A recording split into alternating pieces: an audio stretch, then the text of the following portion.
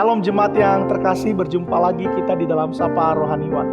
Saudara yang terkasih, kita bersyukur pada saat ini karena kita bersama-sama masuk di dalam bulan Desember, di mana kita akan memasuki atau memperingati kelahiran Tuhan Yesus Sang Juru Selamat itu. Pada saat ini kita akan disapa oleh firman Tuhan di dalam 1 Yohanes 2 ayatnya ke-15 sampai ayatnya ke-17 yang berbunyi demikian. Janganlah kamu mengasihi dunia dan apa yang ada di dalamnya. Jikalau orang mengasihi dunia, maka kasih akan Bapa tidak ada dalam orang itu. Sebab semua yang ada di dalam dunia, yaitu keinginan daging, keinginan mata, serta keangkuhan hidup, bukanlah berasal dari Bapa, melainkan dari dunia. Dan dunia ini sedang lenyap dengan keinginannya, tetapi orang yang melakukan kehendak Allah tetap hidup untuk selama-lamanya. Saudara yang terkasih, kita tidak bisa pungkiri bahwa kita berada di tengah-tengah dunia yang bengkok ini. Dunia dengan segala keinginan dan kenikmatannya, sering kali manusia lebih memilih untuk mengasihi dunia ini. Bahkan mungkin kita sebagai orang-orang yang mengaku percaya kepada Yesus Kristus, sebagai orang percaya, apakah kita juga dipengaruhi dan diseret untuk ikut arus dunia ini, sehingga melemahkan dan menghancurkan hidup kita. Tetapi di dalam sabda Tuhan hari ini berkata, janganlah kamu mengasihi dunia. Kata mengasihi di sini menggunakan kata agape, yang artinya apa? Kasih yang paling tertinggi, kasih yang menentukan kesetiaan mutlak kepada objeknya. Saudara yang terkasih, dunia dalam hal ini juga berbicara tentang isi dunia dan apa yang ada di dalamnya. Ada 3 keinginan dunia yang membawa seseorang ikut terseret mengikutinya di dalam firman Tuhan yang kita baca tadi. Yang pertama, keinginan daging.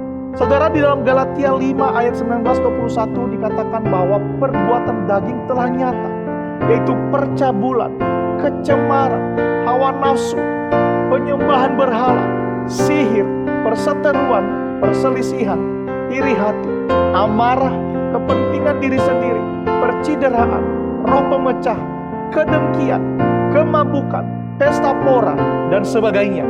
Artinya ini semua berbicara tentang sifat manusia yang jahat, berbicara tentang kehidupan manusia yang jasmaniah. Dan yang kedua, firman Tuhan berkata bahwa ada yang namanya keinginan mata. Ada apa dengan mata ini, saudara?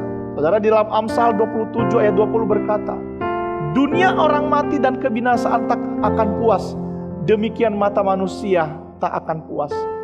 Saudara yang terkasih, keinginan mata berbicara tentang hasrat atau dorongan yang kuat untuk memiliki atau mendapatkan sesuatu atau setiap hal yang menarik bagi mata seseorang.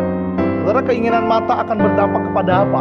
Kepada tamak, rakus, iri hati, cemburu, egois, menyalahkan Tuhan, mencuri, menghalalkan segala cara untuk mendapatkan apa yang diinginkan matanya, sehingga pada akhirnya masuk di dalam maut. Bapak Ibu yang terkasih, mata kita adalah merupakan pelita tubuh. Di dalam Matius 6 ayat 22 berkata demikian, mata adalah pelita tubuh. Jika matamu baik, teranglah seluruh tubuhmu. Jika matamu jahat, gelaplah seluruh tubuhmu. Jadi jika terang yang ada padamu gelap, betapa gelapnya kegelapan itu. Dan yang ketiga, dikatakan bahwa ada yang namanya keangkuhan hidup. Saudara, keangkuhan hidup berbicara tentang cara hidup atau gaya hidup yang penuh dengan apa?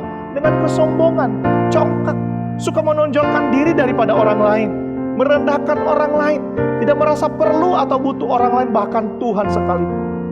Mengapa kita tidak boleh mengasihi dunia? Karena yang pertama, karena kasih akan Bapa tidak ada di dalam orang itu.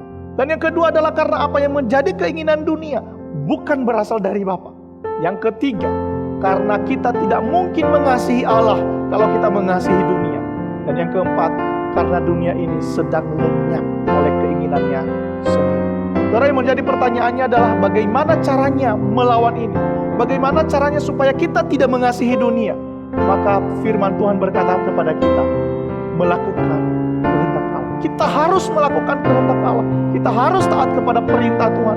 Kita harus hidup di dalam kebenaran firman Tuhan. Di dalam 1 Petrus ayat 1 ayat yang ke-14 berkata demikian, hiduplah sebagai anak-anak yang taat, dan jangan turuti hawa nafsu yang menguasai kamu pada waktu kebodohan. Saudara yang terkasih, biarlah melalui firman Tuhan ini membawa kita untuk hidup taat kepada Tuhan. Kita sungguh-sungguh mengasihi Tuhan. Kita mengarahkan hidup kita kepada Tuhan. Kita mempersembahkan kehidupan kita ini kepada Tuhan. Bukan mempersembahkan hidup kita ini kepada dunia ini, kepada kehendak dunia ini, tetapi sungguh-sungguh kehidupan kita milik Tuhan. Kita ini bukan berasal daripada dunia ini, tetapi kita berasal daripada Tuhan sendiri. Biarlah kita sungguh ditolong oleh Tuhan. Amin.